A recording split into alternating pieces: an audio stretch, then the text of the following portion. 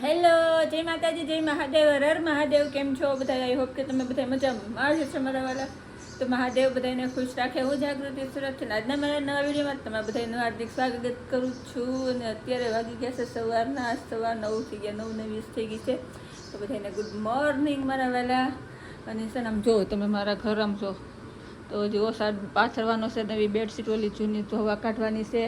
અને T shirt ને એવું બધું છોકરાનું કપડાનું ઓશિકાન કવરિયાનું આમ જો અહીંયા વાસણ એમ જો સવારના ચા નાસ્તાના વાસણ છે જો.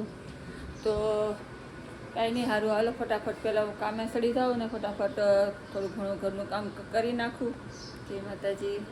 મસ્ત પહેરે છે ને બેડશીટ ઓસાડી દીધી છે સરસ છે ને. ઓસાડ બહુ મેલો થઈ ગયો તો ધોવાઈ કાઢી નાખ્યો. અને હવે પહેલાં કચરા કાઢવાના છે.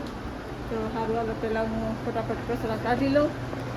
જો ફેમિલી આ ટાવર ફેન છે ને એ આખો આમ તો સરસથી બધી બાજુ ઝાપટી નાખ્યો. એટલો કચરો નીકળ્યો ટાવર ફેનમાંથી.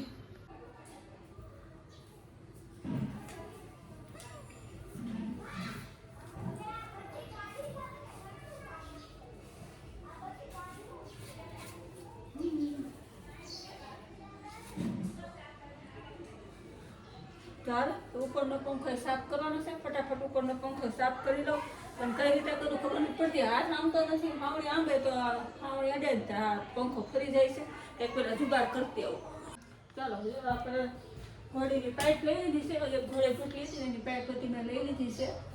અને આપણી પાઇપથી પાકડું પકડી રાખશું ને સાફ કરી નાખશું. એમાં હું છે પહેલાં કાંઈ યાદ આવ્યું નહીં, વોસર બદલી નાખ્યો. પછી યાદ આવ્યું ઘરે પંખો સાફ કરી નાખું એવું. તો પહેલાં સાફ કરી નાખ્યો તો વાંધો ન આવતો. ધોયેલો વોસર બીજું વસાડ્યો જ છે ને બારો બગડીશ પાછું.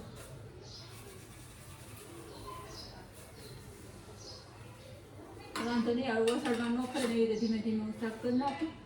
તો જો પાઇપથી પંખો પકડું છું ને તો એટલો જ પંખો ફરે તો શું કરવું મારે. ઓલી આખી ઘોડી હતી ને તમારે થઈ જતું ઘોડી પાંખડું હલવાઈ જાય.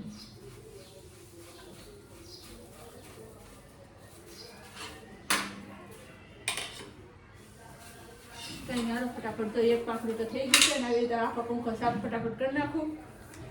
પછી મળું કે બેને આગળ આવી જાય. તો છે ને જો બેને આવી ગયા છે. બેન તાર ગીત બંધ કહેતો ઘડી પા. જય માતાજી કહી દો.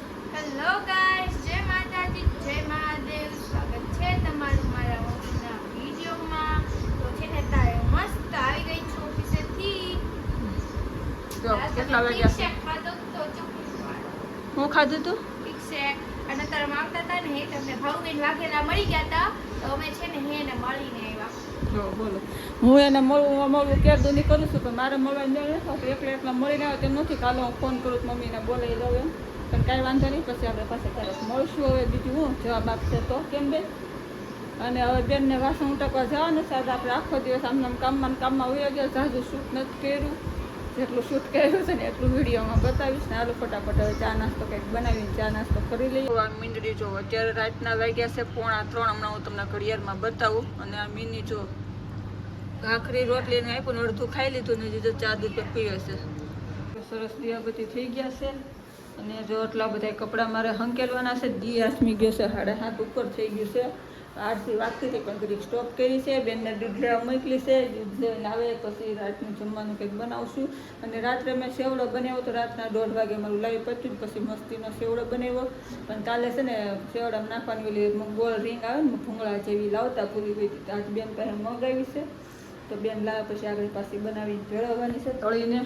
અને આ જો એટલા બધા કપડાં હંકેલવાના છે. હાલો ફટાફટ કપડાં હંકેલી નાખું.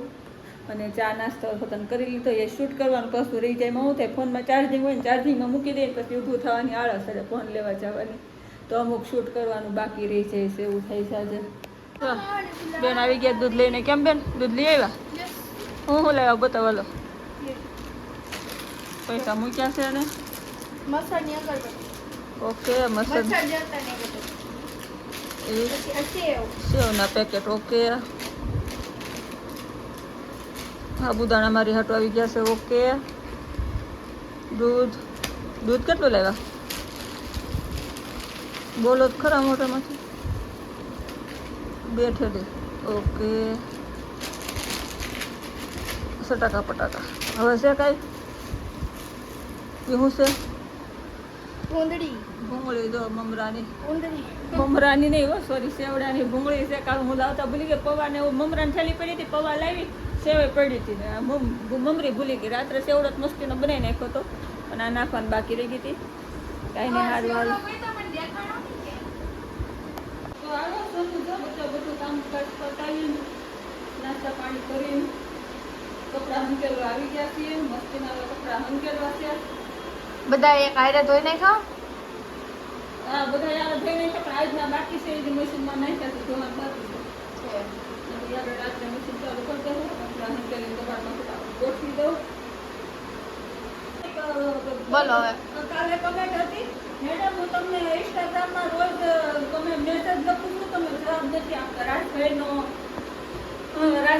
મેસેજ લખેલો હતો તો હવે મને ઇન્સ્ટાગ્રામમાં મારા નામનું કોઈ ફેક આઈડી છે ને એમાં તમે કમેન્ટ લખીએ છે મને નથી લખી મને લખીને તો હું તમને જવાબ આપું જ છે અને આ બીજી એક કમેન્ટ એવી હતી કે મેડમ અત્યારે તો વેફરના અને મસાલાની સિઝન છે તો તમારે કાંઈ વેફર કે મસાલા નથી બનાવવાનું છે તો ભાઈ ના હું કાંઈ નથી બનાવતી જો વેફર ને એવું છે ને મમ્મીને બધું બનાવી નાખશે અત્યારે અને પછી મોકલશે મસાલા એટલે 12 મહિનાના મમ્મી છે મારી હાથું ભાઈ હાથું બધું લઈ લે દળાવીને તૈયાર રાખીને પછી મોકલી દે એટલે મારે કોઈ દિવસ મસાલા કરવાના ન હોય ન કોઈ દિવસ મારે અથાણા કરવાના હોય કે ન મારે કોઈ દિવસ વેફર ને એવું કાંઈ કરવાનું હોય આ તો વિડીયો બનાવવાનું પહેલાં હું કરતી થોડું પણ આ વખતે મેં કાંઈ કર્યું નથી હજી કારણ કે મમ્મી આવ્યા હતા તેને કીધું તો હું કરી નાખીશ તો કાલે ફોન હતો કે ઘઉં લેવા છે બેન તો લઈ લો ઘઉં સસ્તા ને અહીંયા તો અહીં કરતા તો કેટલો ભાવ સસ્તા અહીંયા 750 મણ છે દેશમાં હારામાં હારા ઘઉં 500 550 પડશે અહીં કરતા 200 રૂપિયા ઓછા ભાવ છે